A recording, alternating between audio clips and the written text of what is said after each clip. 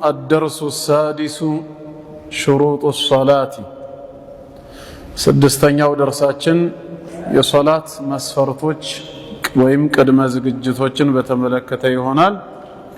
شروط الصلاة وهي 9 የሶላት መስፈርቶች 9 ናቸው። አንደኛ الاسلام እስልምና ነው። ሁለተኛ والعقل አእምሮ ጤናማ መሆን። ሶስተኛ والتمييز መለየት ወይም ለአካለ መጠን የእድሜ ደረጃ ላይ መድረስ። አራተኛ ورفع الحدث ሐደስን ማንሳትና ማስወገድ ነው።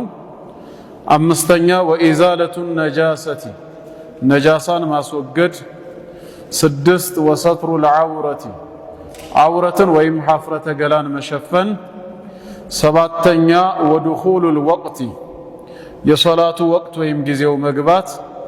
ስምንተኛ واستقبال القبلة ወደ ቂብላ አቅጣጫ መቀጣጨት። ዘጠነኛ ወንያ ሶላቱን ለመስገድ ከልብ መነየት ይላል።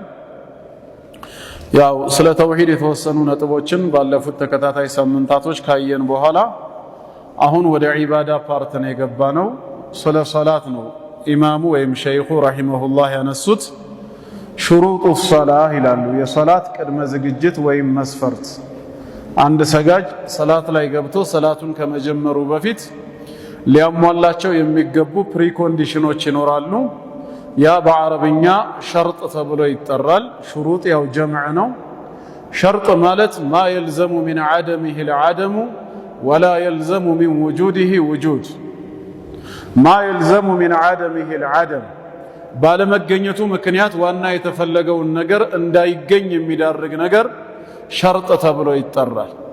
ለምሳሌ ጦሃራ ማድረግ አንድ የሰላት ሸርጥ ከሆነ የጦሃራ አለመገኘት ሰላት እንዳይገኝ ይከለክላል ማለት ነው። ይሄ ሸርጥ ነው። ማ የልዘሙ ሚን ዐደሚሂ ልዐደም ወላ የልዘሙ ሚን ውጁዲሂ ውጁድ። መገኘቱ ግን የተፈለገው ነገር እንዲገኝ ግን ግድ አይልም፣ አያስይዝም። ሰውየው ለምሳሌ ጦሃራ ቢያደርግ ውዱእ ቢኖረው የግድ ሰላት ይኖራል ማለት አይደለም። ከሰላት ወቅትም ውጪ ጦሃራ ሊያደርግ ይችላል። ነገር ግን የጦሃራው አለመኖር ሰላት እንኳን ለመስገድ ቢፈልግ ሰላቱን እንዳይገኝ ከዳረገው ጦሃራው ለሰላቱ ምን ሆኗል? ሸርጥ ቅድመ ዝግጅት ሆኗል። ስለዚህ አንድ ሰው ሰላት ውስጥ ከመግባቱ በፊት ሊያሟላቸው የሚገቡ መስፈርቶች እንደ ሐንበልያው መዝሃብ መሰረት፣ ያው ሸይኹ የሐናቢላውን መዝሃብ ነው የሚከተሉት።